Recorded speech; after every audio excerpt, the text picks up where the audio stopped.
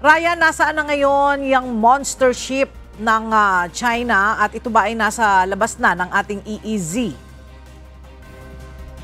Ella, lumayo na ito ng 95 nautical miles sa Zambales pero nananatili na nasa loob pa rin ito ng EEZ batayan sa monitoring ng Philippine Coast Guard kagabi. Umalis na sa karagatang malapit sa Zambales ang tinaguriang monster ship ng China nitong linggo. Ayon sa Philippine Coast Guard, na-monitor nila ang pagpapalit ng barko ng China bandang alas 3 ng hapon. Kahalili ng monster ship sa lugar ang 111-meter vessel ng Chinese Coast Guard na may bow number 3304. Lumayo ang monster ship sa Zambales sa layong 95 nautical miles, samantalang na-monitor naman ang CCG 3304 sa layong 65 nautical miles mula sa Zambales.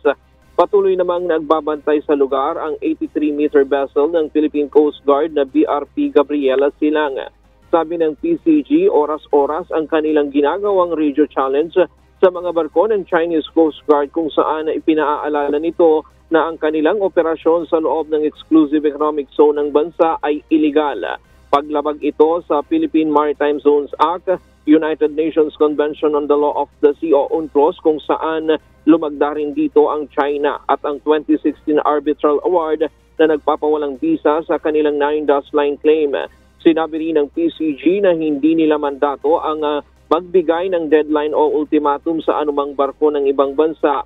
Ang kanilang mandato ay i-monitor at hamunin ang iligal na presensya nito sa loob ng EEZ ng Pilipinas upang hindi maging normal ang kanilang pananatili sa lugar. At yan muna ang latest. Balik sa iyo, Ella. Maraming salamat, Ryan Lacanlale.